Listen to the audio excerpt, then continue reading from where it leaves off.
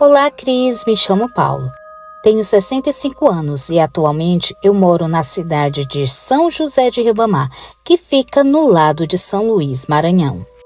Minha terra é muito antiga, cheia de culturas, costumes e lendas antigas, como a Cobra Grande, fantasmas do Palácio das Lágrimas e muitas outras, que inclusive eu vi também aqui você contar no canal. Cris, aqui a festa junina é bem animada. Além da quadrilha, tem também o Bumba Meu Boi, boi de matraca, dança portuguesa e outras danças. Nossa cidade tem um museu que conta a história do Maranhão e do Brasil. O famoso Museu Convento da Mercês. Um ótimo lugar para turistar. Agora que contei a vocês um pouco do Maranhão, vou contar uns relatos macabros envolvendo a tão tenebrosa Ana Jensen. Aqui no Maranhão, ela é conhecida como a Rainha do Maranhão. Ela foi uma mulher muito influente na área política e empresarial. Tem descendentes dela até hoje aqui no Maranhão. Dona Ana, como era chamada, tinha vários escravos, nos quais sofriam muito em seu poder. Tem várias histórias macabras e assustadoras de suas maldades, de quando ela era ainda viva. Mas não vou me aprofundar nessa história, pois o foco é o que aconteceu comigo. Cris, eu estou falando dessa criatura é porque esses relatos se passou em torno dela. Então peço que os amigos assistam até o final para que possam entender tudo. Era início da década de 80, quando eu estava na casa dos meus 19 anos e eu fui visitar os meus parentes por parte de pai que morava no centro histórico de São Luís, onde as ruas são bem estreitas e algumas eram pavimentadas em calçamento. Esse relato não é só uma lenda, aconteceu de verdade comigo e com meu amigo Ribinha da Pinga. Ele tinha esse apelido porque amava uma pinga, mas era gente boa e trabalhador, mas só vivia em fuxico. Era tempo de quaresma e, como falei anteriormente, estávamos indo na casa de parentes que morava no centro. Era aniversário do meu avô Antônio e fizemos uma festinha, que era só para familiares e alguns amigos próximos. Fizemos um pequeno churrasco, acompanhado de caipirinha e muita cachaça. Foi quando minha avó falou para mim: Paulo, não vá embora muito tarde, pois a Ana Jensen tem costume de passar em noite de quaresma e dia de finados também. Ela geralmente passa entre quinta para sexta-feira da Semana Santa. E como você sabe, hoje é quinta-feira santa.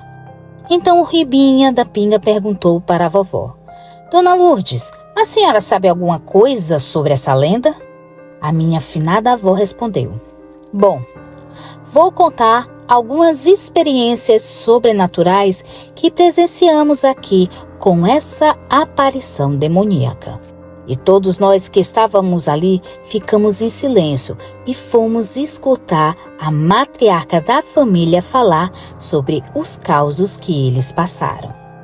Vou falar na primeira pessoa para que vocês entendam melhor o enredo. Todos aqui me conhecem como Lourdes e vivi uma boa parte da minha vida aqui nessa casa com o Antônio. Já temos quase 45 anos de casado, 5 filhos e 9 netos. E essa casa é herança da família do Antônio. Éramos recém-casados, lá por volta dos anos 40, e viemos morar aqui.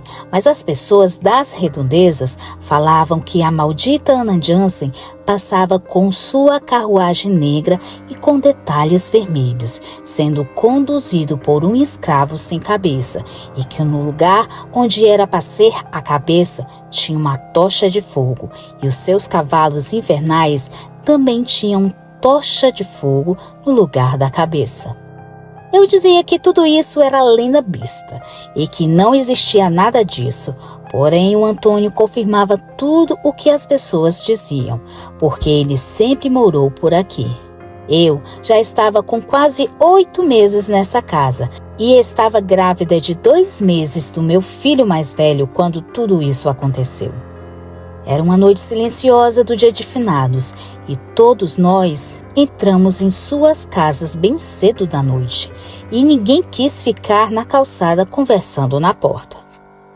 Eu fiquei sem entender o porquê desse comportamento, já que nessa época a nossa diversão era conversar nas calçadas, pois não tínhamos televisão para nos distrair e a conversa na frente da casa era o nosso passatempo favorito.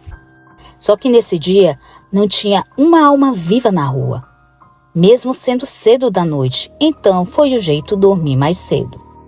Era mais ou menos por volta da meia-noite, quando fui despertada por uns barulhos como se fossem rodas de carruagens e galopes de cavalo. Eu fiquei então ouvindo aquilo com atenção. Então me levantei para saber o que estava acontecendo. Meu esposo continuou dormindo e eu fui para a sala para ver, através da fresta da porta, o que estava causando aquele barulho. A rua estava toda escura, mas aos poucos foi clareando. De repente, eu vi se aproximar, bem devagar, uma espécie de carruagem antiga.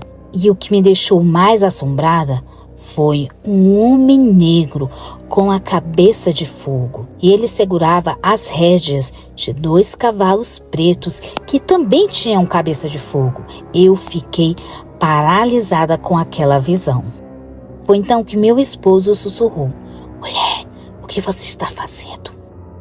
Eu olhei para ele com os olhos esbugalhados e cheios de lágrimas e apontei para a janela.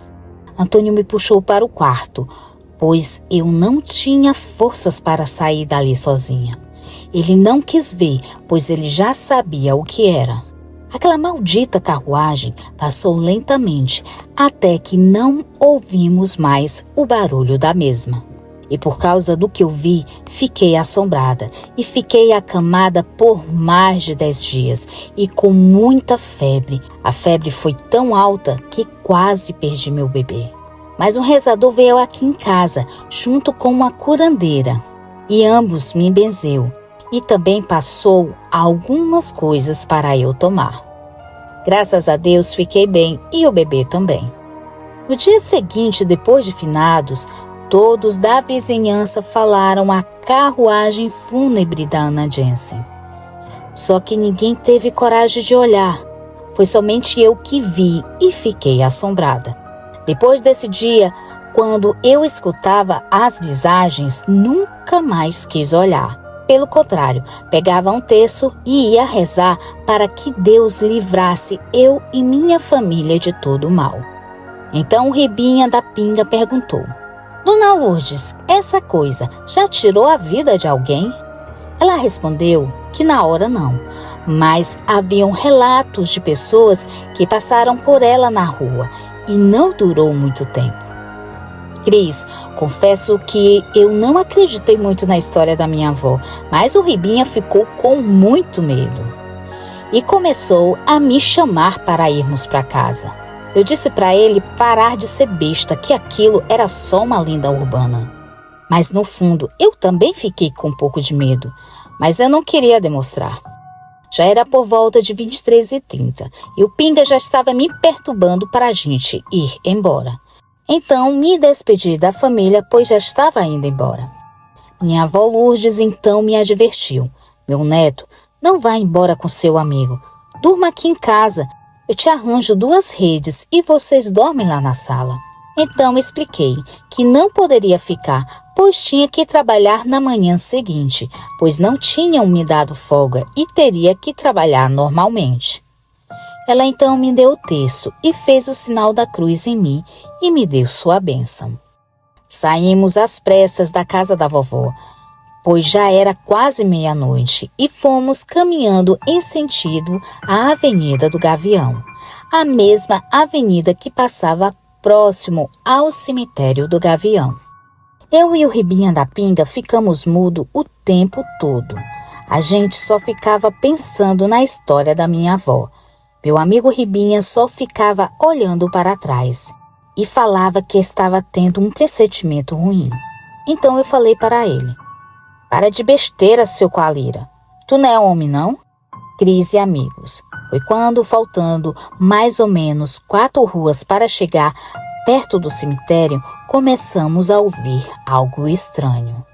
Nós dois olhamos para trás e eu não acreditava no que a gente estava vendo.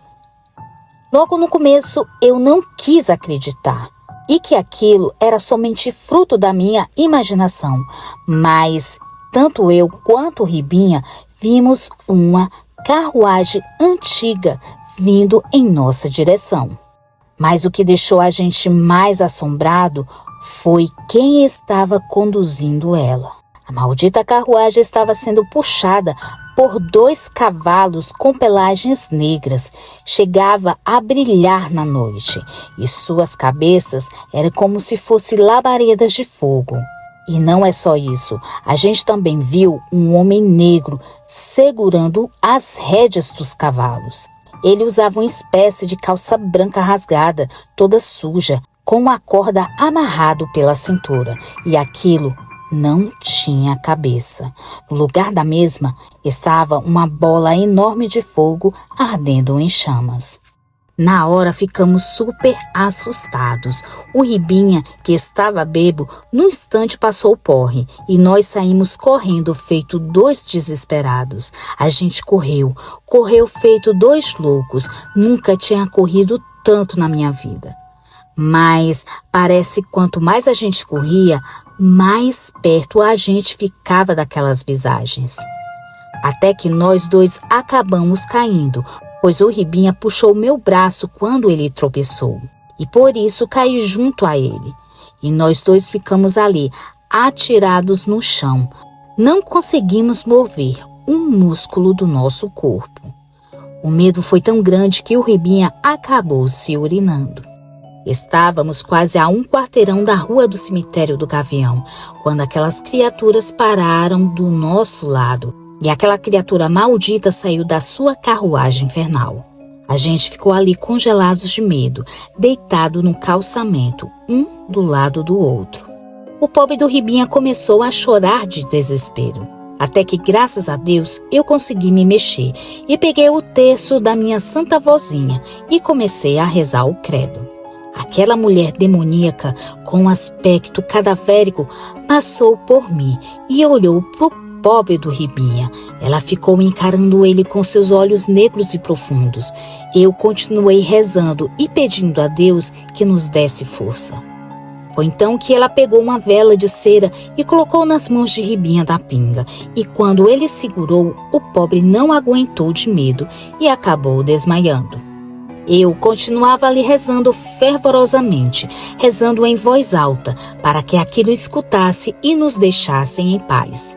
Ela me olhou e simplesmente deu as costas, entrou na carruagem e seguiu em direção ao cemitério, até que não ouvi mais os galopes nem os relinchos dos cavalos. Quando aquilo sumiu, eu fui acordar meu amigo. Ele estava muito pálido, parecia que tinha dado um troço nele. Foi então que eu dei um tapão na cara dele e ele acordou gritando feito um desesperado. Pedi que ele se acalmasse e quando ele olhou para a mão dele, vimos que ele segurava uma vela de cera apagada e ele largou aquilo com medo e nojo. Ele quis jogar aquilo fora e eu disse, não cara, não joga, que era melhor a gente entregar aquilo pro Padre Benzi, pois aquela coisa poderia vir atrás daquilo. Naquela madrugada, meu amigo Ribinha dormiu na minha casa. Dei uma rede para ele e ele ficou na sala de casa sem conseguir dormir. Até que ele dormiu de tanto cansaço. Quando foi pela manhã bem cedo, eu fui na sala ver meu amigo. E na cadeira que ele tinha deixado a vela de cera, estava um pedaço de osso. Eu dei um grito tão alto, meu Deus! Foi então que o pobre do Ribinha da Pinga acordou pelo meu grito e acabou caindo da rede. E ele também começou a gritar. Meus pais vieram até a sala para saber o que estava acontecendo. Eu então mostrei o pedaço de osso que estava na cadeira. E a gente explicou tudo o que houve na madrugada passada. Minha mãe levou nós dois para a igreja católica para falar com o padre. Chegando lá, explicamos tudo novamente e o padre Xavier falou que aquilo era coisa do diabo. O padre pegou aquele pedaço de osso e bezeu com água benta e disse que aquilo ia ficar na igreja e que iria queimar depois de 7 dias de jejum. O padre Xavier falou que aquilo era osso humano e que aparentava estar muito velho. Ficamos assustados e ele pediu para que nós dois rezássemos sem Pai Nosso, sem Ave Maria, sem Santa Maria e 50 credo. Eu e o Ribinha ficamos em oração todos esses dias. Quando foi no 7º dia, meu amigo sonhou com aquela coisa e estava pedindo a vela de volta. Mas, na verdade, aquilo era um osso da canela de um escravo. Então ele respondeu em sonho que aquela coisa estava com o padre e estava benzido. Aquele demônio ficou furiosa e falou para ele que a sorte dele era que ele tinha ido até o padre para pedir ajuda. Ele acordou assustado e suando frio. No outro dia a gente foi novamente falar com o padre e o padre Xavier disse que já estava na hora de queimar aquilo. O padre então destrancou o baú. Quando abriu mesmo, aquele osso simplesmente havia sumido. Todos nós ficamos passados com aquela situação, pois a gente viu que o baú estava com cadeado e acredito que o padre não ia mentir dessa forma. O padre então disse que era para a gente continuar rezando e participar mais das missas, e assim a gente fez. Ribinha da Pinga nunca mais quis sair de madrugada, nem comigo, nem com mais ninguém. Largou a bebida e mudou de Ribinha da Pinga para Ribamar de Jesus. E depois desse episódio, eu também me aproximei mais de Deus. Cris, essa foi a pior experiência sobrenatural que já passei na minha vida e não desejo isso a ninguém. Não sei por que aquilo nos escolheu. Acredito que estávamos no lugar errado e na hora errada. Espero que meus amigos gostem do meu relato macabro da Ana Jensen. Boa noite.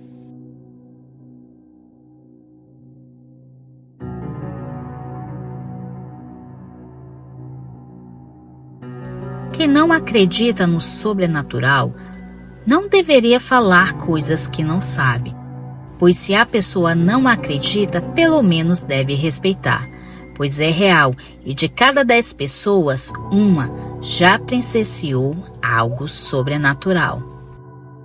Olá, Cris, me chamo Chiquinho, tenho 67 anos e moro em Baturité.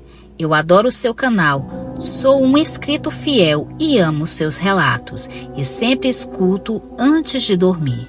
Hoje é minha vez de contar algo sobrenatural que aconteceu com parentes da minha família e por causa de um vídeo que vi em seu canal, aquele que você gravou na capela da Dona Nina, resolvi então contar as minhas histórias sobrenaturais relacionadas àquele local. Eu e minha família sempre moramos aqui na cidade de Baturité. E desde que eu me entendo por gente, ouço histórias de visagens e assombrações aqui na Serra e região. Minha mãe Josefa relata em uma conversa de família um acontecimento que ocorreu na nossa cidade, quando ela era apenas uma mocinha, nem conhecia meu pai ainda. Ela me contou que uma certa vez houve um falecimento inesperado em nossa cidade, de uma senhora muito distinta e elegante. Ela estava hospedada no patronato da Nossa Senhora da Conceição, em uma missão religiosa que não sei dizer qual é. Ela passeava pelas proximidades do sítio Arvoredo, junto à sua filha e algumas alunas do patronato. Foi quando de repente começou a se sentir mal. E do nada foi desfalecendo rapidamente, sem sequer dar tempo de pedir ajuda para socorrê-la. As moças que estavam com ela se desesperaram, juntamente com sua filha. E quando a ajuda chegou, era tarde demais. Ela já tinha partido. Seu esposo, comendador Ananias Arruda, ficou inconsolável com a perda de sua amada esposa. A dor da sua alma era inconsolável. Dona Nina tinha apenas 45 anos e era bem conhecida na região por suas benfeitorias. Houve uma grande comoção na nossa cidade por causa do seu falecimento. A data da sua partida foi no dia 19 de 1 de 1941 e foi sepultada 2 dias depois no cemitério de Baturité. Logo após o enterro, seu Ananias fez o trajeto que sua amada fez. Ao visitar o local da sua partida, ele resolveu fazer uma capela em homenagem à sua amada esposa, como forma de homenagear o seu grande amor. Você me pergunta, por que eu estou contando esses detalhes? Bom, Cris e amigos, é porque vai fazer todo o sentido para que vocês entendam melhor os fatos que narrarei a seguir. Depois de algum tempo, ele fez a capela e até missa era celebrada naquele local. E a sua inauguração foi muita gente para a missa, inclusive minha mãe foi com alguns parentes e amigos. Minha mãe relatou que coisas estranhas aconteceram naquela capela e que muitos já tinham visto coisas de visagens por ali. Certa vez minha mãe estava na casa de uma tia, quando o tio dela estava contando uma história extraordinária, de tão inacreditável que era. Ele relatou que tinha saído pela madrugada, indo em direção à serra, lá para as bandas do Pacoti, pois ele tinha um serviço de pedreiro para fazer. E como ele não tinha bicicleta, ele teve que ir a pé mesmo. E saiu de casa às 4 horas da manhã, para pelo menos chegar às 6 da manhã no local do seu trabalho. Ele disse que nesse dia estava um tempinho chuvoso e estava muito frio. Tinha muita neblina no caminho e ele foi caminhando devagar para que não tivesse nenhum acidente. Foi quando ele começou a ouvir cânticos à sua frente e ficou pensando: será que tinha procissão esses dias e eu não estava sabendo? Ele então apressou os passos para tentar acompanhar os devotos. Foi quando ele conseguiu chegar mais ou menos perto da multidão e ele ficou ali no final da procissão, pois não queria atrapalhar o cortejo. Ele relatou que o ambiente parecia ter baixado mais a temperatura, fazendo com que ele batesse os dentes de tanto frio. Aquelas pessoas pareciam ser muito estranhas, vestiam uma espécie de túnica branca e levavam nas mãos uma vela de 7º dia acesas. Ele apertava os olhos para ver se reconhecia alguém, só que ele não conseguiu enxergar ninguém conhecido e era muito estranho, porque era um local pequeno e todos se conheciam. Ele já tinha começado a se arrepender de ter acompanhado aquelas pessoas, pois aquilo não era algo normal para a região. As canções que a procissão cantava, ele dizia ter nunca escutado tais melodias. As vozes das pessoas pareciam ter ecos e enchia o ambiente de medo. O local que tudo isso aconteceu foi na subida da serra, sem muitas casas à beira da estrada, cercado de matas dos dois lados, um intenso nevoeiro e a única iluminação era das velas que vinham da multidão, fora o frio enorme que ele estava sentindo. Ele começou a rezar em voz baixa, pois ele tinha certeza que aquilo não era coisa desse mundo, e foi caminhando atrás da procissão, mantendo uma certa distância. O tio José disse que quando chegou na capela da Dona Ninha, todos da procissão ficaram parados ali na frente, sem esboçar nenhuma reação. Simplesmente ficaram parados ali, no meio da estrada, olhando em direção à capela. A capela estava toda iluminada por dentro, como se tivesse várias velas acesas no local. Tio José ficou ali olhando aquela cena bizarra por mais ou menos uns 15 minutos, esperando que aquelas pessoas saíssem do caminho para ele passar. Já era por volta de 5h30 da manhã e ele disse que não teve coragem de passar por aquela multidão, pois tinha certeza que aquelas pessoas eram assombrações. As vestimentas eram diferentes, não tinham expressão nenhuma, não conversavam entre si e tinham um olhar sem vida. Aquilo era realmente assustador. Foi quando de repente um galo cantou e ele olhou para trás, desviando o olhar por um segundo da multidão. Quando ele voltou a olhar para sua frente, ele ficou sem ar. Seu corpo congelou e quase teve um troço ali mesmo. Pois no lugar onde estavam as pessoas, ali em frente à capela no meio da estrada, ele só pôde ver uma intensa neblina, que mal dava para enxergar 1 metro de distância. A capela estava toda escura e fechada. Não tinha como aquelas pessoas ter sumido tão rápido, e muito menos a capela está deserta. Ele conta que congelou até a alma e que um arrepio terrível passou pelo seu corpo e que não conseguiu mexer um músculo de tanto pavor, pois ele tinha se assombrado. Depois de alguns minutos, o dia foi clareando cada vez mais e seus movimentos foi voltando. Já era mais de 6 da manhã e já estava tudo claro, apesar do tempo chuvoso. Então o tio João voltou a se mexer e passou por frente da capela. E ele fez a besteira de olhar para dentro da mesma. E ali ele pôde ver várias pessoas de branco com as velas nas mãos. O tio Zé saiu correndo dali feito um condenado. Depois disso, ele nunca mais passou ali pela noite ou pela manhã cedinho. Ele só passava ali depois das 6 da manhã e antes das 6 da noite.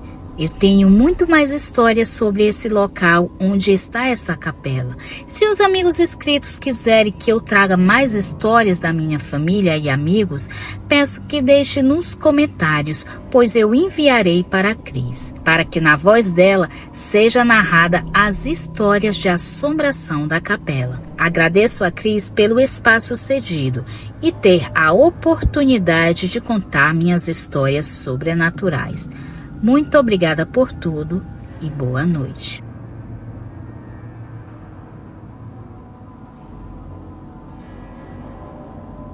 Pedro e Antônio foram criados na mesma rua e ao fim da mesma havia um pequeno cemitério, bem pequeno mesmo, assim como a cidade, que não passava de 1000 habitantes.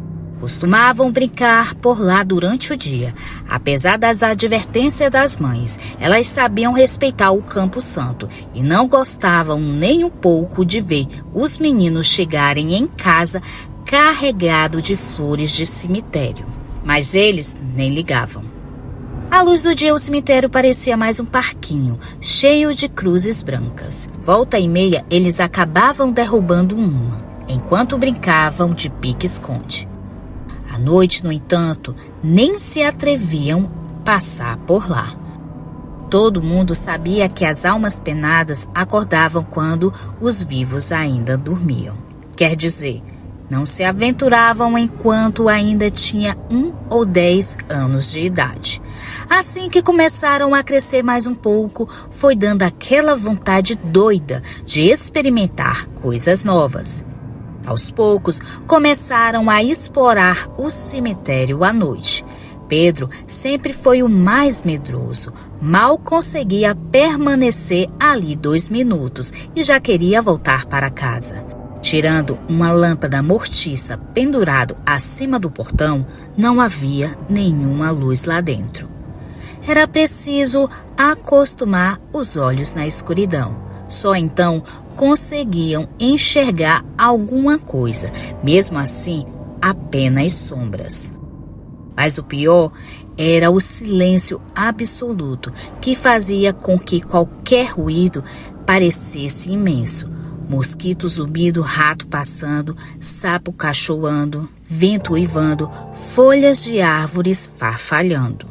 Antônio também morria de medo. Um dia tropeçou numa cruz que ainda não tinha tido tempo de ficar bem agarrado no chão. O pé dele enganchou na madeira, caindo de bruços na terra fofa e úmida. Tinha sido posta ali naquele mesmo dia. Pedro, tonto de pavor, tentou agarrar o amigo e na escuridão acabou cravando as unhas na mão gelada do seu tornozelo. Antônio nem pensou, ele foi logo no reflexo. No que sentiu a mão nervosa agarrar seu pé, deferiu um coice de arrancar até o defunto da cova. Acertou direto do queixo de Pedro. Na escuridão e no susto, nenhum dos dois sabia direito o que estava acontecendo. Só que era preciso sair dali o mais rápido possível. O cheiro da terra parecia cada vez mais forte. Antes de alguma outra coisa acontecer, conseguiram se levantar e correr. Só ao chegar na rua puderam compreender de fato o que tinha acontecido. O queixo de Pedro estava aberto, não deixava nenhuma dúvida com relação à assombração que tinha tentado agarrar o amigo. O problema, a partir daquele dia, é que Antônio ficou impossível. Cara, você já viu só? Meti o pé na cara da alma penada. Alma penada coisa nenhuma, idiota. Você me deu foi um coice na minha cara. Retrucava Pedro. Mas eu achava que era assombração. E se fosse, eu tinha dado um coice nela do mesmo jeito. Pronto, ninguém mais segurava mais o convencimento do cara. Agora já acreditava e contava para quem quisesse ouvir, que foi mesmo a mão do defunto enterrado naquele dia que tinha agarrado seu pé. Desfilava pela escola, todo herói. A cada relato aumentava um pouco a história. Tinha dado até para ver um pouquinho da cara do morto, com os olhos meio furados de vermes e os cantos da boca esverdeados. As unhas já tinham crescido depois da morte e estavam mais compridas do que as de uma mulher. Pedro já estava cansado daquele falatório. Dias depois estavam novamente os dois passando diante do cemitério por volta das 11 horas da manhã. Chegava um enterro novo. Vamos lá? Chamou Antônio. Pedro concordou. Era uma noiva. Ainda estava vestida de branco. Tinha morrido no dia do seu casamento, antes de começar a cerimônia. Resolveram acompanhar o caixão, só por curiosidade e porque a falecida era linda. O caixão já tinha baixado à sepultura e o coveiro jogava terra por cima, quando o rapaz, transtornado, provavelmente o noivo, deu um passo à frente e jogou a aliança dentro da cova. Sem se importar com isso, o funcionário municipal continuou o seu serviço. Pedro e Antônio ainda ficaram por ali por um tempo, comentando o jeito das pessoas e fazendo piadas até que todos foram embora. Também já se preparavam para partir, quando Pedro viu uma coisa brilhando ao pé da cruz branca. Chegando mais perto, ele constatou. Era a aliança que tinha ficado ali, enterrada só pela metade. Mais tarde, já na escola, Antônio sugeriu: vamos voltar lá para pegar a aliança? Aquilo era ouro, dá para vender. Mas Pedro, já cansado das exibições do amigo, teve outra ideia. Hoje à noite você vai buscar. E ele completou, sozinho. Que é isso, cara? Tá brincando? Ué, você não é o herói que chutou a cara do defunto recém-enterrado? Não é você o destemidão do pedaço? Pois vá lá à noite. Vou avisar o pessoal. Dessa vez você vai ter uma plateia de verdade. Antônio ainda tentou escapar, mas não teve jeito. Pedro já estava convocando a turma para o espetáculo. 10 para meia-noite, 5 colegas, Pedro entre eles, esperavam Antônio na porta do cemitério. O menino não se atrasou, afinal, agora não podia voltar atrás. Além de mentiroso, ia ser chamado de covarde. Passou pelo grupo com um olhar superior e mergulhou na escuridão morto de medo. Por sorte ou azar, a lua estava quase cheia. Não estava tão escuro como da outra vez. Era melhor para poder enxergar o caminho e chegar mais rapidamente à sepultura da noiva. Mas, por outro lado, a luz mortiça Na lua jogava uma luminosidade sobrenatural por cima dos túmulos e das cruzes brancas. E desta vez, Antônio estava sozinho. Pedro tinha ficado com o grupo, esperando por ele no portão do cemitério. De onde estava, ainda podia se ouvir ao longe a risada dos companheiros. No entanto, o vento e o silêncio da noite, as vozes lhe chegavam a ser distorcidas, como se viesse mesmo de outro mundo. Decidiu ser rápido e não desviar o pensamento do seu objetivo. Caminhou até a sepultura da noiva e logo viu o anel. Seria impossível não vê-lo. Embora a luz da lua fosse pálida, a aliança brilhava como se refletisse o sol. Daria apenas para encontrar um lugar guiado apenas pelo clarão. Sem nem pensar direito no que fazia, estendeu a mão e pegou a joia. O problema é que os meninos viam tudo de longe. E Mariana, uma das meninas do grupo, resolveu fazer uma gracinha. Engrossou a voz e disse: Antônio, me dá seu dedinho que vou pôr a aliança nele. Era apenas uma piada, mas com a distância, o silêncio e o vento leve da noite, o som chegou distorcido aos ouvidos de Antônio. Parecia mesmo que a noiva defunta estava falando com ele. Todo o pavor que tinha controlado até aquele momento eclodiu com uma bomba de adrenalina. Ele não berrou por conta da garganta que estava tão contraída que nenhum som sairia dali. Mas correu como se tivesse 1000 pernas e uma mão só fechada com força sobre a prova de sua valentia. Chegou ofegante ao portão e olhou para o grupo e estendeu a mão para exibir a comprovação de sua coragem. Mas a mão estava vazia. Na correria tinha perdido a aliança. No final das contas, o passeio macabro terminou em risada. Antônio sabia que seria alvo de chacotas por algum tempo, mas nem se importava tanto assim. Só queria chegar em casa para dormir e esquecer. No começo não pareceu ser tão difícil. Sua mãe já dormia, mas tinha deixado um lanche sob o fogão. Aos poucos, a sensação do leite morno descendo pela garganta foi reduzindo a velocidade das batidas de seu coração e o sono foi chegando. Teve a sensação de adormecer antes mesmo de botar a cabeça no travesseiro. Subitamente acordou no meio da noite, totalmente desperto. O quarto estava gelado, o que não era comum naquela época do ano. Não havia vento, a janela estava fechada. Ainda assim, a temperatura caía a cada minuto, ao ponto de provocar calafrios. Então veio o medo, veio concentrado com todo o pavor das aventuras da noite que lhe chegasse de uma só vez. Sentiu-se observado e fechou os olhos com força. Sabia o que veria caso ele abrisse. Tinha certeza que era ela, a noiva. Podia-se sentir sua presença, seus olhos vazios encravados nele, seu corpo imóvel no pé do quarto. E desta vez não era brincadeira da Mariana, era a voz da morta dizendo o mesmo, e que se fazia audível: devolva minha aliança.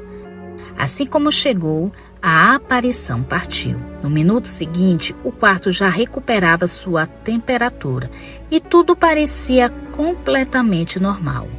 Mas Antônio acreditava ser um sonho. Logo seus olhos ficaram pesados e voltou a mergulhar no sono. Procurou Pedro logo de manhã e contou tudo. O amigo não levou a história a sério. Você deve ter sonhado. Do jeito que você saiu apavorado do cemitério, só pode ser. Mas eu preferia encontrar logo o tal anel e devolver para a moça. Você sabe como é. Pedro então riu e, por via das dúvidas, resolveu acompanhar o amigo até o cemitério. Afinal, a manhã estava linda e ensolarada e eles não tinham mais nada de interessante para fazer. O problema é que nem a luz do sol ajudava. A aliança tinha desaparecido. Vasculharam tudo, refizeram 10 vezes o mesmo caminho que percorreu Antônio na noite anterior e nada de achar, nem sinal do anel. À noite, Antônio estava inquieto. Tomou um chá de capim-cidreira para acalmar e foi para a cama.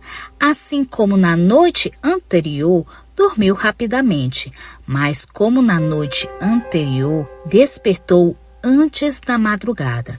O mesmo ar gelado em seu rosto, a mesma certeza que havia uma presença em seu quarto, a mesma convicção que era a noiva e a mesma voz: devolva a minha aliança. Na manhã seguinte acordou exausto. Pedro notou o abatimento do amigo. Aconteceu de novo, cara? Não é possível. Dessa vez não foi sonho. Foi a defunta mesmo. Então os dois voltaram ao cemitério e novamente perderam o dia tentando encontrar a aliança. Impossível. Parecia que havia sido tragado pela terra. A aparição retornou mais 4 noites seguidas, sempre igual. Os mesmos olhos vazios, a mesma boca que não se mexia enquanto falava, as mesmas mãos caindo ao longo do corpo. Finalmente, na sexta-feira à noite, a noiva disse: se você for até a minha cova amanhã à noite e me pedir desculpas, prometo que nunca mais apareço. Mas você precisa ir sozinho. Dessa vez, Antônio viu ela desaparecer lentamente, enquanto o quarto retomava sua temperatura habitual e decidiu ir.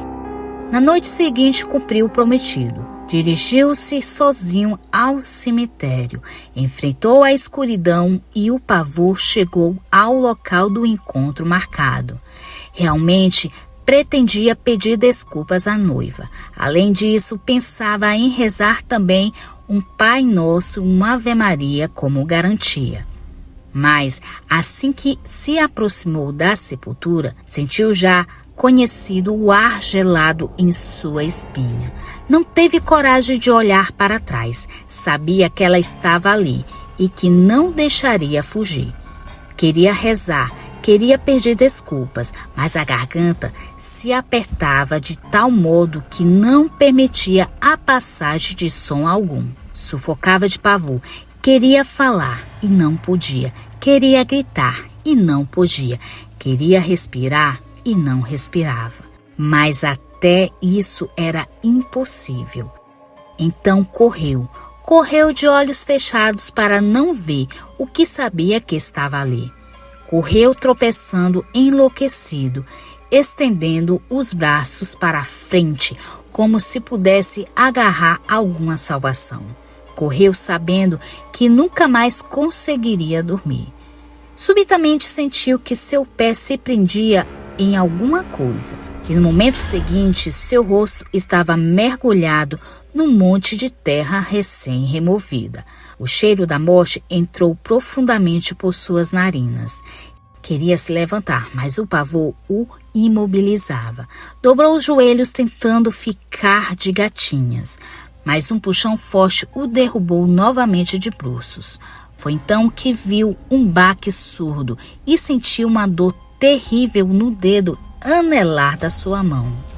Em seguida percebeu que a criatura tinha partido. Uma paz imensa tomava conta do ambiente. Os mortos dormiam seu sono infinito e Antônio já conseguia se mover. Levantou-se devagar e olhou para a mão esquerda, e seu dedo tinha sido decepado. Embrulhando a mão ensanguentada na camisa e foi andando lentamente para casa. Pela primeira vez em muitos dias, sentiu que dormia sem sobressalto. Deixou que sua mãe cuidasse do seu ferimento e lhe desse um copo de leite morno. Foi para a cama e logo adormeceu. No entanto, à meia-noite, seus olhos se abriram como se alguém tivesse ordenando que fosse assim. A mulher estava parada à sua frente. No entanto, ela sorria. Um sorriso vazio, isolado do resto do rosto, que permanecia inexpressivo. Desta vez, a mão esquerda não estava caída ao longo do corpo. Acenava para ele, como se desse um tchauzinho em câmera lenta. Antônio não pôde deixar de notar. O dedo esquerdo da noiva exibia uma reluzente aliança de ouro.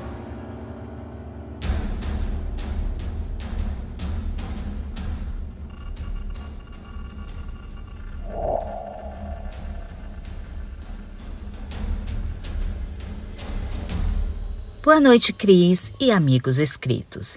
Me chamo Davi. Atualmente tenho 40 anos de idade e moro em Curitiba, Paraná. Vim contar um relato sinistro que presenciei junto à minha ex-namorada Kátia. Hoje em dia não estamos mais juntos, mas essa história marcou nossas vidas. O ano era 2005 e a minha namorada Kátia tinha me convidado para a festa de aniversário da sua mãe em Recife, Pernambuco. Confesso que eu fiquei muito alegre com esse convite, pois eu tinha muita vontade de conhecer as praias do Nordeste. E essa era a oportunidade que eu precisava. O aniversário da sua mãe seria no final do mês de junho, então pedi para antecipar minhas férias para que eu pudesse viajar com Kátia. Compramos nossas passagens de ônibus e fomos para a tão esperada Recife. Foi 3 dias de viagem e foi bem cansativo. Saímos do terminal rodoviário de Curitiba, sentamos em nossas poltronas e a Kátia foi me contando sobre sua família e sua cidade. A família dela morava em um bairro chamado Santo Amaro, próximo ao cemitério. A casa era bem antiga e grande. Ela me falou que Recife tem muitos locais turísticos e que a gente ia conhecer, como Olinda, Porto de Galinhas e suas piscinas naturais, a linda Praia dos Carneiros e outros lugares que não me recordo agora. Mas ela também me falou que Recife era a cidade mais assombrada do Brasil. Kátia me contou histórias que me deixou maravilhado. Histórias de assombrações que tem nesse Recife. Cris, ela me falou de uma história que aconteceu com o tio dela e que mais na frente vai ter relação com o meu relato. Agora vou contar a história que ela me contou. Era por volta dos anos 70. Seu tio Aldemir era jovem e gostava de sair para as festas para paquerar. Só que ele não gostava de muita amizade. Sempre andava sozinho e carregava consigo um canivete em seu bolso, pois um homem prevenido vale por 2. Uma vez ele voltando da casa de um amigo que morava num bairro chamado Recife Antigo, e ele vinha caminhando de boa, altas horas da noite. Ele ia levar mais ou menos cerca de 30 minutos andando até chegar na sua casa. Aldemir estava caminhando pelas ruas desertas e macabras, pois a iluminação era muito fraca. Quando faltava mais ou menos 15 minutos para chegar em casa, ele viu de longe um homem na esquina, vestindo um terno branco, sapatos brancos e um chapéu estilo Panamá branco. Ele pensou, o que será que esse abestalhado está fazendo todo arrumado a essas horas da noite? Tá doidinho, é para ser roubado. O tio Aldemir ficou agoniado para passar logo por aquele homem, pois ele tinha a impressão que aquilo não era coisa boa. Ele foi se aproximando daquela figura sinistra. Então o tio passou para o outro lado da rua e o cara também foi. Logo ele pensou, aí tem marmota. Foi aí que o tio Aldemir pegou o seu canivete do bolso e ficou atento. Se por acaso aquele macho fizesse alguma coisa com ele, pelo menos ele tinha como se defender. Quando meu tio se aproximou dele, percebeu que o seu terno era muito antigo e não condizia com aquela época. Foi quando de repente aquele homem levantou a cabeça e com uma voz muito grossa perguntou ao meu tio Aldemir: "Tem fogo?" E apontou o cigarro para ele. Tio Aldemir respondeu que não, pois ele não fumava. Foi quando de repente aquele deu uma gargalhada grotesca e olhou em direção do tio Aldemir. Ele ficou tão abestalhado que acabou caindo no chão e ficou assombrado com aquela cena medonha. Meu tio conta que aquilo veio em sua direção, deu uma gargalhada tenebrosa e mostrava sua bocarra cheia de dentes dourados. E o fedor que saía de sua boca era insuportável. Tio Aldemir saiu feito doido, sem olhar para trás. Graças a Deus, ele já estava perto de casa. Então chegou bem rápido. Ao chegar em casa, ficou gritando pelo seu pai, pedindo para ele abrir a porta. E a minha mãe, que é irmã dele, veio abrir a porta. Minha mãe viu que ele estava na cor de um papel de tão branco e não conseguiu falar nada naquele momento. Ela correu e fez uma garapa de açúcar e deu para ele tomar. Ele nem conseguia segurar direito o copo, pois ele se tremia igual vara verde. Depois de alguns minutos, a sala já estava cheia de outros familiares que moravam ali. Foi então que o tio Aldemir contou o que tinha visto. Nesse momento, meu avô disse: "Bem feito, pois eu já te avisei que um dia tu ia achar alguma marmota por aí." Meu tio, depois desse dia, parou de chegar tarde em casa e antes da meia-noite já estava em casa. Quando Kátia me contou toda essa história, eu comecei a achar graça e ela ficou com ódio de mim. Então ela me falou: "Se tu não acredita, não precisa mangar de mim não, pelo menos respeita." E ela ficou boa parte da viagem sem falar comigo. Então tive que pedir desculpas e a gente voltou a se falar. Quando chegamos no terminal de Recife, o irmão dela foi pegar a gente. Ele tinha falado com um taxista amigo deles para ir buscar a gente no terminal. Confesso que Recife é lindo e as pessoas são muito alegres e receptivas.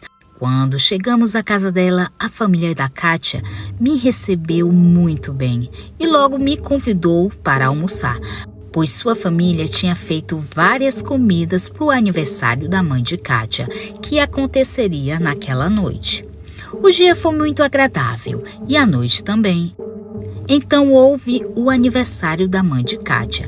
O bolo era gigante e o forró foi o ritmo principal daquela festa. Quando foi pela manhã, a gente foi visitar outros locais turísticos e à noite, os primos da Kátia nos convidou para ir no bairro chamado Recife Antigo, pois tinha alguns barzinhos legais perto do Marco Zero. Prontamente a gente aceitou. À noite pegamos um ônibus e fomos ao encontro dos primos da Kátia. Bebemos e conversamos. Foi bem legal e divertido. Só que já estava tarde e minha namorada disse que a gente já teria que ir embora, pois pela manhã a gente ia para Porto de Galinhas. Já era 00:15 e nos despedimos e fomos em direção ao ponto de ônibus. Só que aquele horário o ônibus custava muito e já estávamos esperando umas meia hora e nada do ônibus passar. Pela madrugada, a quantidade de ônibus circulando era muito menor. Kátia então sugeriu: "Bora a pé para casa? É uns 30 a 40 minutos andando." Então eu topei aquele desafio, já que eu não tinha muita escolha. Para quem não conhece Recife, lá é cheio de pontes e a cidade parece até uma ilha. Quando então estávamos passando na ponte Princesa Isabel, quase já no final, a gente viu alguém vestido de terno branco e cabeça abaixada, usando uma espécie de chapéu com abas largas. E a Kátia apertou minha mão e apontou para aquela pessoa. Cris e amigos, quando eu vi aquilo, eu gelei e me lembrei logo da história do tio da Kátia. Ela me olhou e falou: "Davi, melhor a gente voltar e pegar outro caminho, pois acredito que aquilo não é coisa boa não. Eu concordei com ela e fomos por outro caminho. Fomos em direção a outra ponte chamada Ponte do Limoeiro e estávamos de mão dadas e conversando de boa. Eu olhei para o relógio e já era 1h20 da manhã e a gente ainda estava na metade do caminho da casa de Kátia. Minha amiga Cris, eu e a Kátia já tínhamos passado boa parte da ponte e chegamos na esquina. Aí a gente deu de cara com aquela mesma pessoa que anteriormente tínhamos visto na outra ponte. Eu coloquei minha namorada atrás de mim e falei: Senhor, poderia por favor sair da nossa frente? Percebi que ele estava parecendo o personagem da história que a Kátia me contou e confesso que me deu medo. Eu já estava suando frio e ofegante. Aquilo deu um sorriso sarcástico e perguntou para a gente: Tem fogo? Nessa hora eu acho que minha alma saiu do corpo e pensei, só posso ter morrido e estou vendo o próprio Satanás na minha frente. Cris e amigos, aquela coisa tinha um bafo podre. Sua pele parecia que estava em estado avançado de decomposição e tinha até larvas saindo do seu rosto cadavérico. E seu sorriso era amarelo e brilhava com a luz que batia. Aquilo parecia até ser de ouro. Kátia deu um grito e me puxou. E eu voltei a ter controle sobre meu corpo. Corremos para a outra rua e aquilo deu uma gargalhada e disse: Eu só quero fogo para acender o meu cigarro. E ele deu outra gargalhada sinistra. Corremos feitos dois desesperados. Não paramos nem para descansar um pouco. Vai que aquilo parecia de novo. Corremos por cerca de 15 minutos e, graças a Deus, chegamos na casa da família da Kátia. Quando chegamos, os pais dela estavam esperando nós dois na sala de casa e contamos tudo o que passamos naquela terrível noite. Eu e a Kátia passamos a noite acordado com medo daquele defunto aparecer para nós novamente. E a Kátia, indignada, me falou: Agora tu acredita em mim, seu abestado? Talvez aquilo só apareceu pra gente porque tu mangou da história que te contei. Eu fiquei sem saber o que dizer. Pela manhã a gente nem foi para a praia. Foi dormir e deixamos para ir outro dia. Confesso que eu perdi a vontade de sair à noite pelas ruas de Recife, apesar de ser muito legal. Passamos mais uma semana lá. E aquele foi o único dia que saímos à noite. Eu e a Kátia ficamos namorando por cerca de 3 anos, mas ela voltou para sua cidade natal e hoje em dia quase não tenho contato com ela. E nunca mais voltei na cidade mais assombrada do Brasil. Se vocês moram em Recife e já viu algo parecido, por favor, deixe nos comentários, pois eu ia adorar compartilhar essas histórias sobrenaturais com vocês. Muito obrigada, Cris, pela oportunidade de contar o meu relato sobrenatural.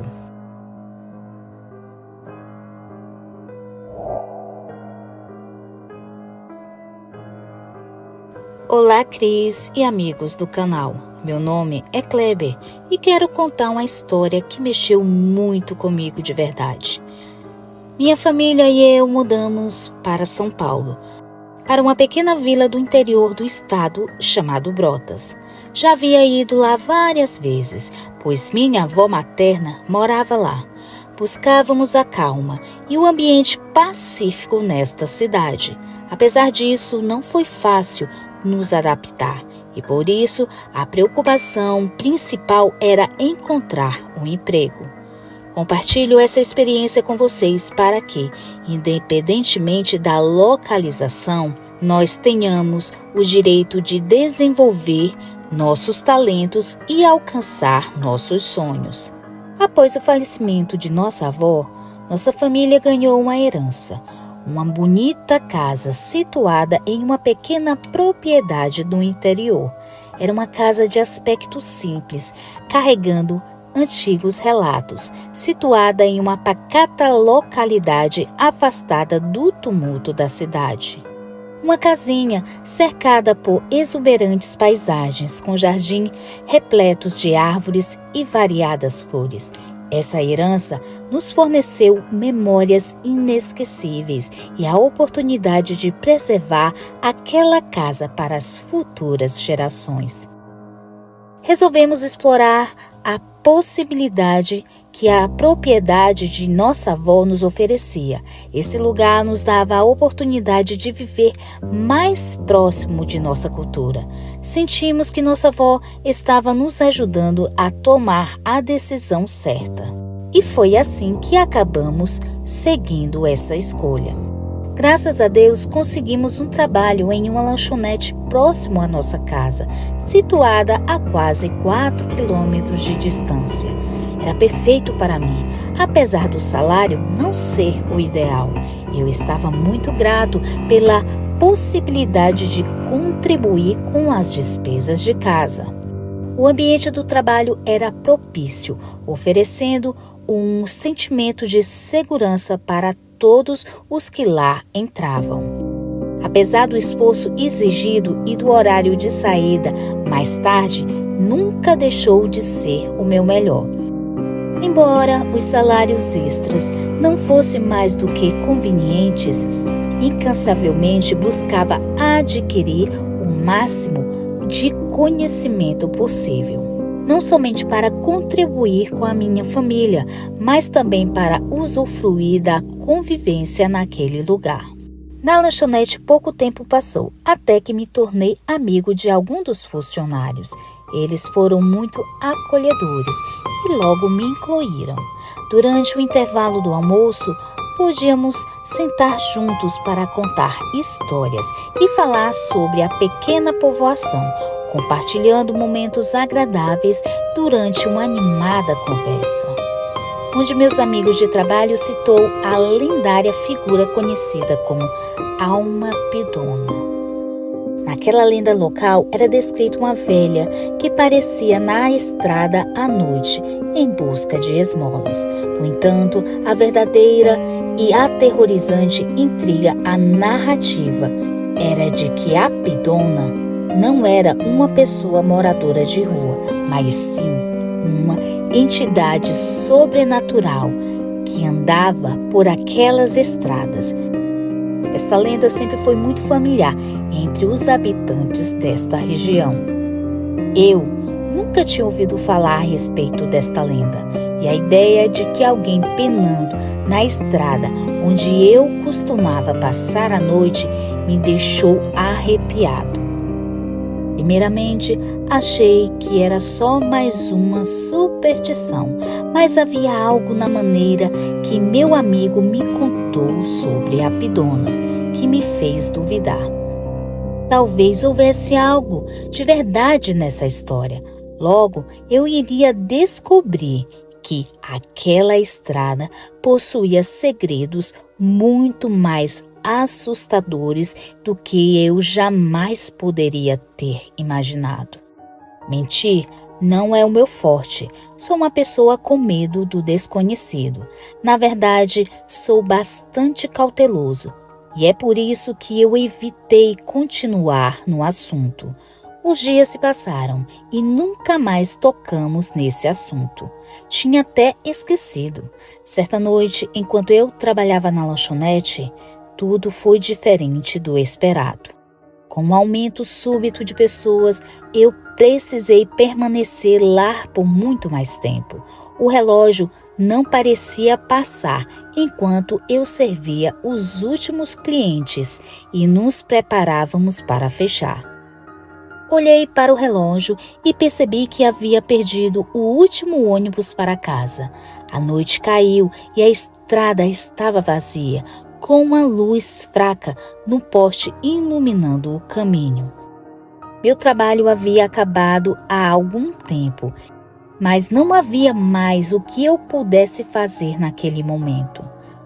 Meus amigos já tinham pegado o ônibus para o outro bairro, então fui o último. Eu realmente estava preocupado e sem saber o que fazer. Eu queria chegar em casa, mas não tinha nenhuma forma de locomoção. Eu sabia que a noite silenciosa e sinistra não era o lugar ideal para ficar. Estava a uma distância de 4 quilômetros de minha casa e a caminhada me pareceu interminável. A estrada estava deserta à noite, escondendo os mistérios. Não tinha outra alternativa além de enfrentar a volta, mesmo com a consciência de que seria assustador. O ambiente estava mudo e o silêncio prevalecia na escuridão. Só ouvia meus passos na noite, sozinho e com medo da estrada. Isso foi o começo de uma experiência aterrorizante que jamais sairá da minha memória. Ao colocar meus pés naquela via, eu não queria olhar em direção à entrada do sítio. A paisagem estava cercada por árvores velhas e verdes, uma quantidade sombria adicionada a uma escuridão naquela noite. Meu coração já palpitava de tanto medo e minhas pernas não paravam de tremer. Ao chegar na estrada do local, eu notei algo estranho. Vi uma pessoa sentada de costas para a estrada e estava debaixo de uma árvore grande, seca e velha. Fiquei todo arrepiado, meu corpo todo ficou gelado e me senti completamente atormentado. Não conseguia acreditar que aquela estranha figura estava ali. Certamente algo não estava certo. O que dava para ver era assustador devido à sua falta de luz do poste naquela rua. Aquela entidade parecia envolta em trapos desgastados, no qual a vista do seu semblante ficava oculta. Porém, seus olhos emitiam um brilho que contrastava com a escuridão, me causando grande medo. Eu achei que iria desmaiar naquele momento. O pavor era tão grande e comecei a perceber a minha falta de ar. Estava sentindo tonturas e náuseas. Senti meus pés dormentes. Estava à beira de um surto de pânico. Implorei a Deus que me livrasse daquela presença assustadora. Apesar de conseguir ver o asfalto, porém, ouvia um som das folhas no chão. Parecia que até elas estavam se movendo. Continuei andando, rezando para surgir algum veículo. Eu estava disposto a pedir carona para qualquer pessoa. Passaram-se alguns minutos que pareciam ser eternos, mas consegui ultrapassar a região amaldiçoada. Infelizmente, ainda me encontrava longe de casa, tremendo de medo. Olhei para trás, mas nada se movia na escuridão. O pânico começou a tomar conta de mim e meus olhos se encheram de lágrimas. Cerca de 15 minutos depois, uma caminhonete passou por mim. O motorista me ofereceu uma carona, querendo saber o motivo do meu nervosismo. Quase sem palavras, aceitei o gesto de caridade e ele me deixou em casa. Meus pais ficaram preocupados ao ver a minha reação. Após alguns minutos, contei o que havia acontecido. Apesar da incredulidade estampada em seus rostos, o vizinho que me deu a carona falou que já tinha ouvido histórias desse tipo antes naquelas estradas. Algumas pessoas roubaram de mim no trabalho, mas eu sei o que eu senti. Pedi demissão do trabalho. Não sei bem explicar o que era aquela experiência, mas me deixou muito abalado. E até hoje, quando me lembro, me bate uma crise de nervosismo e meus olhos se enchem de lágrimas.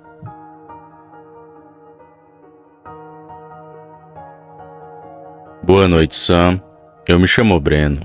Estou falando aqui de Conselheiro Lafayette, uma cidade de Minas Gerais. Porém, o caso que venho trazer aqui para você aconteceu em outra cidade de Minas. Ocorreu em Ouro Preto. Isso foi no ano de 2005, exatamente outubro do referido ano. Mas para que vocês entendam melhor como que cheguei até lá e como todo o fato se deu início, antes preciso explicar algumas coisas para vocês. Na época estava cursando o segundo ano de engenharia civil. Nesse mesmo tempo já era casado com minha atual esposa, a Emília. Nós dois éramos bem jovens na época. Enquanto eu tinha 19 anos, Emília tinha seus 18. A gente fazia o mesmo curso, só que em faculdades diferentes.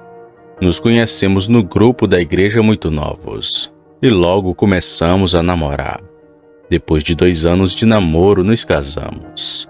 E aqui vou abrir um parênteses para não ficar estranho para vocês e até fazer sentido quanto a ditos populares. Emília naquele ano havia ficado grávida. A julgar pelo mês que nosso filho nasceu, ela estava grávida de 2 meses em outubro. Só que a gente não sabia disso. E o nosso casamento foi em janeiro daquele ano.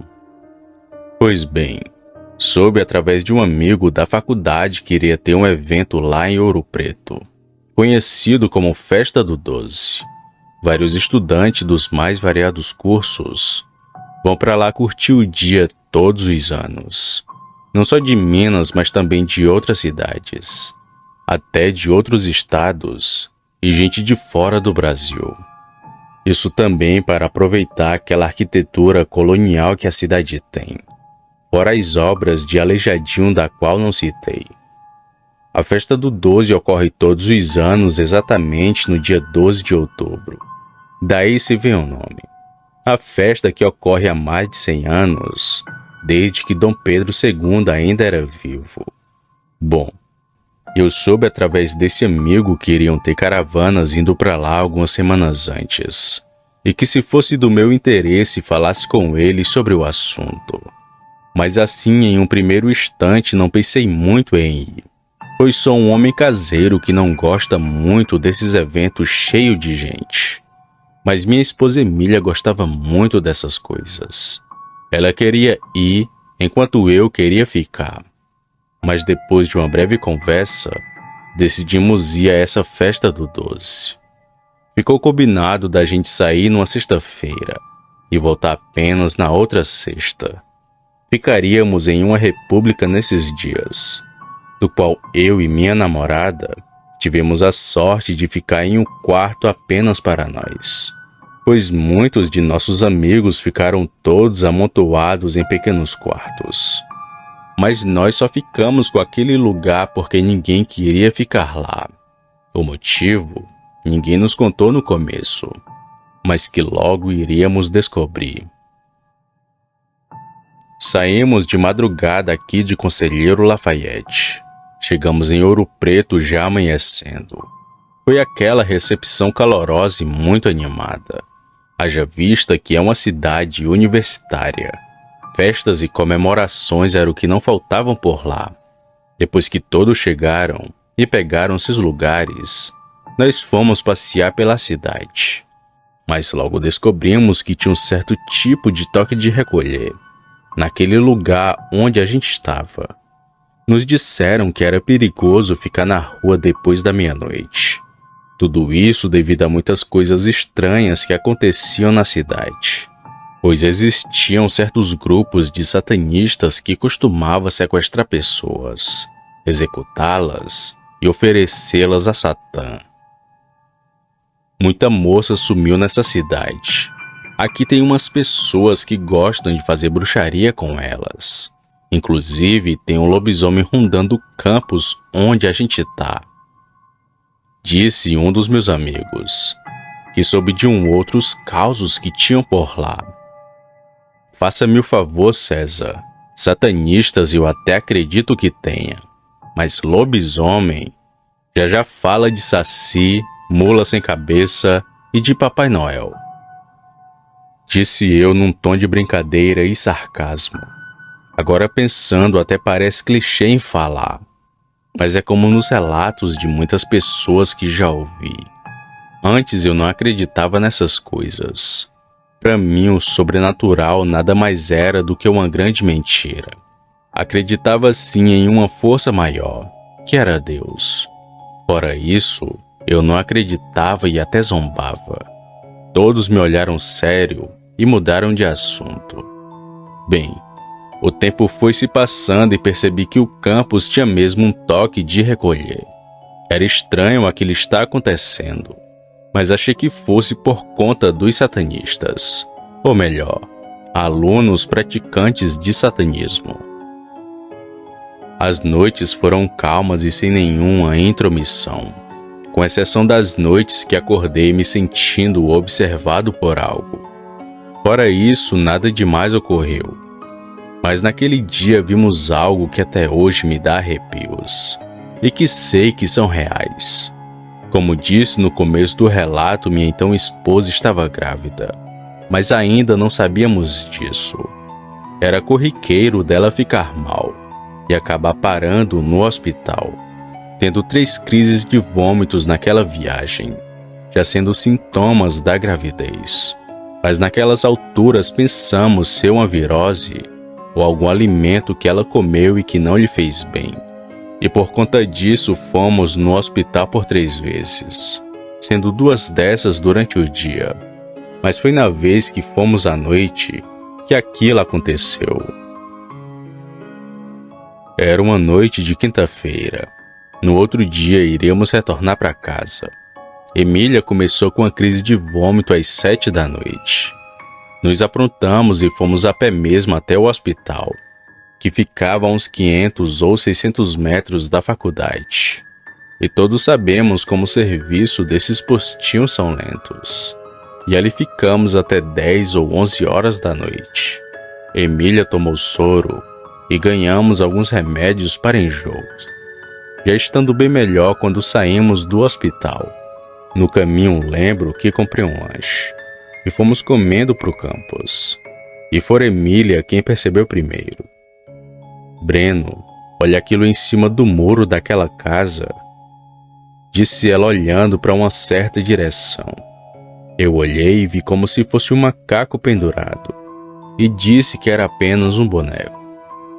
Olha, Breno, tá se mexendo, falou Emília outra vez. E quando olhei, a coisa pulou do muro da casa e correu de 4 indo para o meio da rua. Nessa hora senti um medo tão grande que a única coisa que pensava era em correr. Ouvia como uma voz em pensamento para sair dali. Aquilo estava a cerca de 30 ou 40 metros de nós. Estava parado e olhando em nossa direção. Parecia nos esperar. Como a rua era próximo de mata e com muito movimento, não seria bom continuar por ali, e optamos em ir por um lugar mais distante, porém mais movimentado e iluminado. A gente deu de costas para aquilo e corremos o máximo que conseguimos na direção contrária. Tive a leve sensação de que aquilo correu atrás de nós até a esquina, porém não sei se isso aconteceu, já que não tive coragem de olhar para trás. Apenas corri com Emília e seguimos a pé para a faculdade. Ao chegar ainda tinha poucas pessoas na República. Nós apenas entramos no quarto assustados e tentamos dormir, mas nem isso conseguimos, pois aquela sensação de estar sendo observados continuava, e não quis olhar pela janela, pois sabia que lá fora na mata estaria aquilo, olhando e esperando por nós. Aquela foi a noite mais longa da minha vida. Não vi a hora de amanhecer para ficar em paz e sair dali o mais rápido que podia. À tardezinha, enfim, conseguimos sair dali. E como nossa história já tinha se espalhado pelo campus, o meu amigo César veio falar comigo. O mesmo César que falou do suposto lobisomem que estava aparecendo por ali.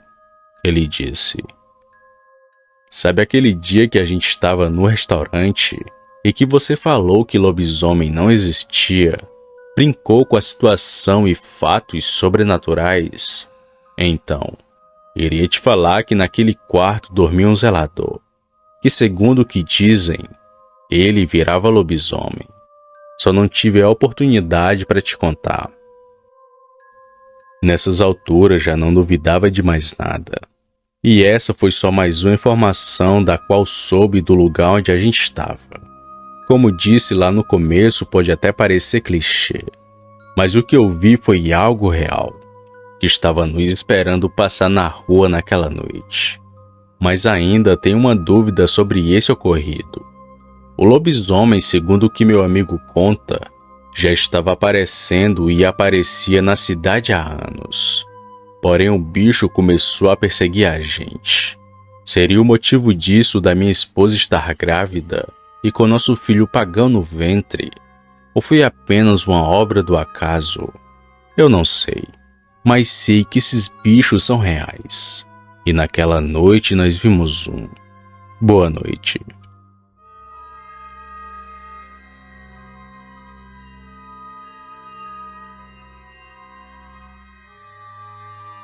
Boa noite, Sam. Eu me chamo André. Moro em Campinas, que fica em São Paulo. Porém, a minha família é natural do Maranhão. Inclusive, viemos para cá há pouco mais de 30 anos.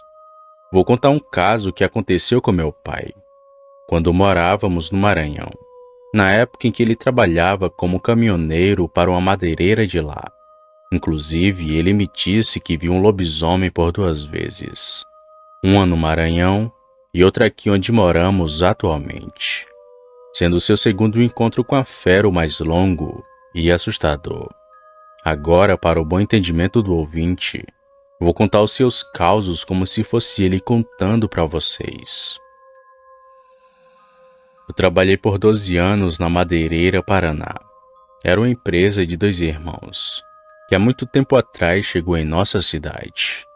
Eu, como era mais esperto, logo aprendi a dirigir o caminhão e ganhei uma vaga como motorista.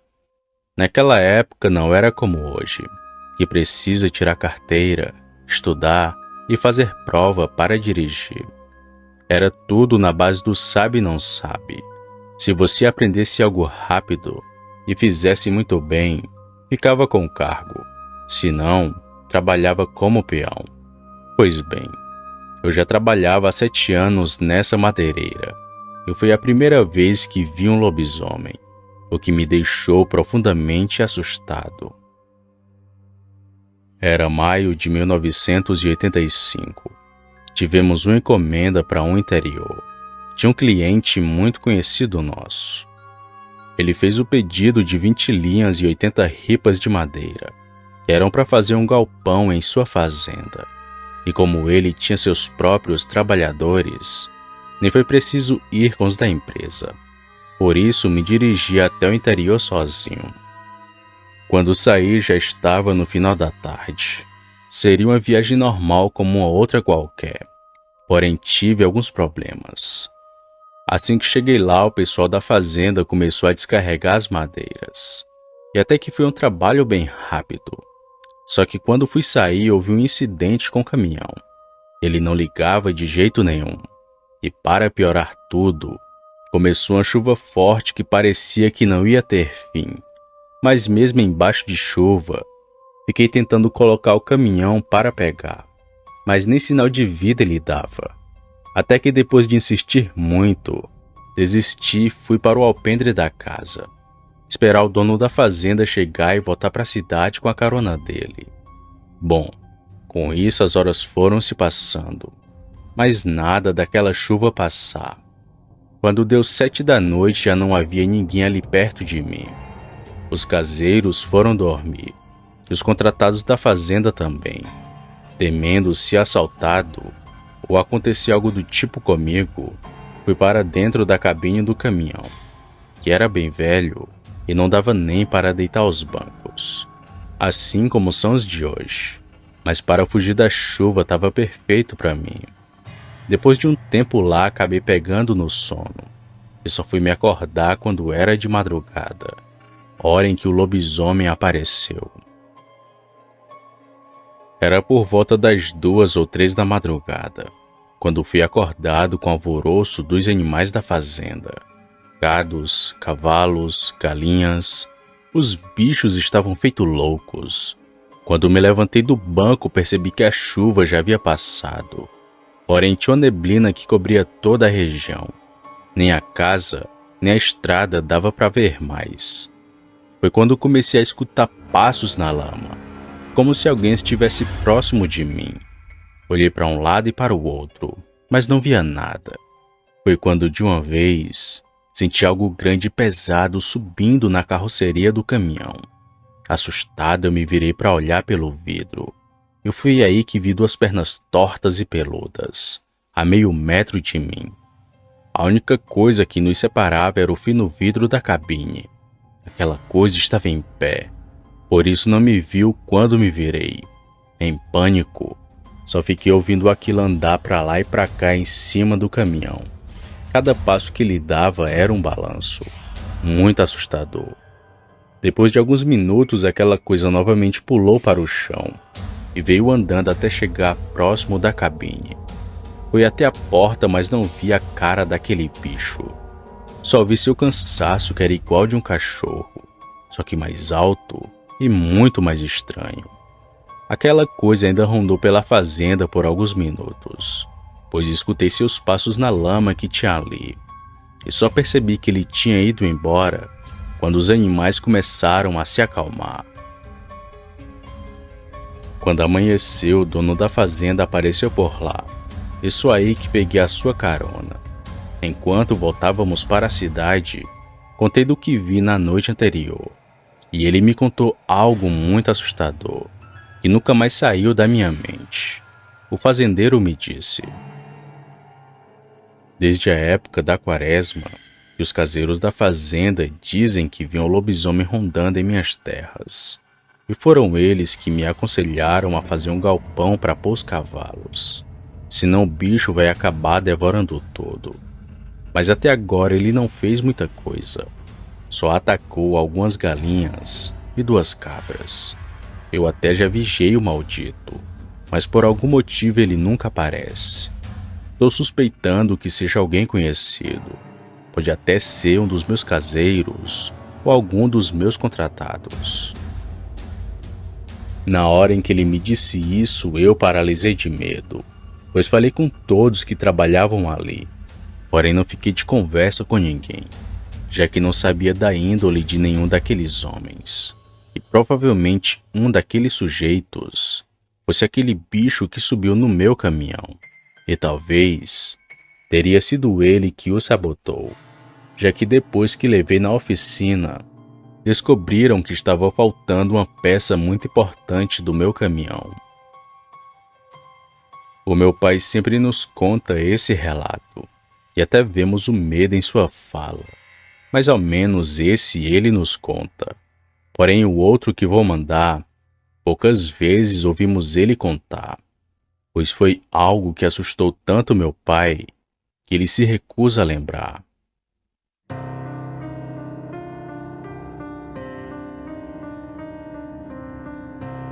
Boa noite, Sam.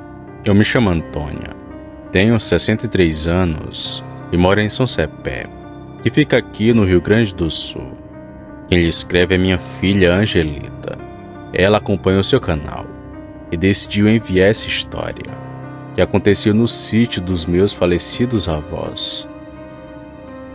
O ano era 1970. Eu tinha apenas 11 anos de idade na época. Morava no sítio dos meus avós no interior de São Cepé. Na casa vivia praticamente toda a família. Tios, tias, noras, primos, todo mundo. Apesar de se ter esse tanto de gente, nunca nos faltou nada, pois todo mundo desde cedo trabalhou na roça. Eu mesma só vim parar aos 40 anos, quando não aguentei devido ao esforço ser demais. Mas lá era muito bom, porém tinha seus perigos. De vez em quando apareciam animais da mata, e por muitas vezes tirava a vida dos animais do sítio. Cabra, porco, galinha, eram os que mais sofriam com isso. Porém, quando a gente descobria os responsáveis, ficava fácil de nos precaver. Na sua grande maioria eram cachorros do mato, que atacavam em bandos e davam prejuízo daqueles. onça também atacava, mas era raro de se ver. Porém, algo começou a atacar os animais dos meus avós, e não era nem onça, nem cachorro do mato. Tudo começou numa noite quando todos de casa foram acordados pelos gritos dos porcos e a movimentação e barulho dos outros animais. Meus tios, assim que ligaram a luz, logo procuraram pelas armas e correram para ver o que era, mas já era tarde demais. 2 porcos estavam dilacerados no chiqueiro. O que mais assustou naquilo tudo foi porque eram 2 porcas que estavam prenhas. Estavam perto de terem os leitões. Como os animais estavam agonizando, e cada qual com um rombo na barriga, o mais prudente foi executá-las. Com muita dor no peito, foi meu pai que deu os tiros de misericórdia. De casa, eu só vi os adultos ao longe conversando e olhando para a mata que tinha nos fundos desse chiqueiro. Como ainda era de madrugada e iria demorar para amanhecer, minha mãe e minhas tias foram nos botar para dormir, mas estranhei o meu pai e meus tios continuarem lá fora, conversando com meu avô. Tentei escutar o que eles falavam, mas foi em vão, pois logo dormi devido ao sono. Só no outro dia que fomos descobrir, aquilo que atacou os porcos também havia feito a limpa em um sítio vizinho. Lá a coisa que pegou os animais fez um estrago ainda maior. Foram cerca de 15 galinhas, 5 porcos e um bezerro. Porém ficou muito mais estranho e assustador depois que todos nós ouvimos o que o dono do sítio disse. Com um semblante assustado, aquele homem foi dizendo: "Tá com 1 semana que meu sítio é atacado, e não sei se vocês estranharam assim como eu, mas onça quando ataca, ela procura logo pelo pescoço, e não por outra parte. Os meus animais nenhum foi pego desse jeito. Todos estavam dilacerados, até parecia que foram partidos ao meio. Achei estranho esses ataques e resolvi vigiar. E na noite passada vi quando os meus animais foram atacados. E quem fazia aquilo com eles era um lobisomem. Pernas tortas, orelhas caídas. Não era cachorro não, pois o bicho impera muito maior do que eu. Quando ouvi aquilo já me deu um grande arrepio, pois ouvi as histórias da minha avó e ficava imaginando como estes seres poderiam ser, além de feios, extremamente violentos. Mas nunca aconteceu conosco de um bicho desse aparecer, até aquele dia. De imediato meu avô só confirmou, e disse também que suspeitava disso, e falou mais, sabia quem que poderia ser aquela fera, e que iria tomar satisfação na casa do sujeito. Foi então que meus tios e meu avô pegaram as armas e saíram a cavalo. Só foram voltar quando estava anoitecendo. Apesar deles terem demorado, não encontraram o sujeito que era conhecido como João. Diziam que o homem mexia com feitiçaria e que virava bicho por aquelas bandas. Sendo verdade ou não, eu nunca soube direito. Só sei que meus tios começaram a vigiar o sítio e por 20 dias nada apareceu. Mas acabou que numa noite, sem mais nem menos, aquele demônio resolveu aparecer e o vi correndo na estrada. Era noite de lua cheia. Caiu uma garoa fina lá fora. Eu estava acordada na parte de baixo da beliche do meu quarto. Meu tio estava na sala ao lado de sua espingarda, só esperando o maldito aparecer. Foi quando do nada ouvi alguma coisa empurrando a janela de madeira. Era bem fraco, mas deu para perceber que tinha alguém forçando ela. Na mesma hora paralisei de medo e só senti o empurrar cada vez mais forte. Mas do nada aquilo parou e meio que foi andando pela lateral da casa. Com muito medo eu saí da beliche e fui avisar meu tio que roncava alto na sala. Porém, antes de chegar lá, novamente os porcos começaram a gritar. Meu tio, que estava na sala, se acordou e lentamente abriu a janela da frente da casa. Eu, que estava ali ao lado dele, vi aquela correria no chiqueiro, mas não via nada além dos pobres animais correndo sem ter para onde ir. Foi só quando meu tio atirou que uma coisa lá do meio dos porcos se levantou, ficando que nem um homem no meio dos animais, encarando a gente na janela. Mas foi quando aquilo pulou o cercado e começou a correr em direção à rua que cortava o sítio, que viu quão estranho ele era. Aquele ser tinha uma cara muito estranha. Lembrava um cachorro, mas tinha orelhas caídas que pareciam duas peles que foram puxadas. Sem contar na má formação das pernas traseiras daquilo, que eram grandes e parecia com um S. A coisa mais horrível do mundo. O meu tio atirou novamente, que acertou a perna daquela coisa, que gritou alto, mas que não parou. Só continuava a correr de 4 em direção a essa estrada, onde ficava o sítio do vizinho. Só então que meus outros tios vieram para a sala e, sem esperar, foram atrás daquele bicho, mas sem nenhum sucesso. Aquela foi a última vez que ele apareceu.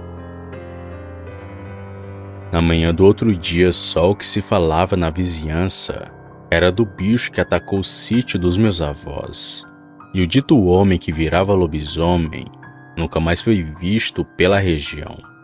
Talvez por ser de fato aquela criatura, tendo levado um tiro, não quis ficar para contar a história. Mas apesar de tudo, ninguém baixou a guarda. Ainda mais porque eu disse que ele tinha tentado abrir a minha janela. Porém, como falei, ele nunca mais voltou. Mas daquele dia em diante, o sítio dos meus avós ficou com um ar de assustador. Ainda mais quando os porcos começavam a grunhir de noite. Só fomos ter paz de verdade quando nos mudamos de lá. Nunca mais ninguém da minha família viu esse ser, o temido lobisomem. Boa noite.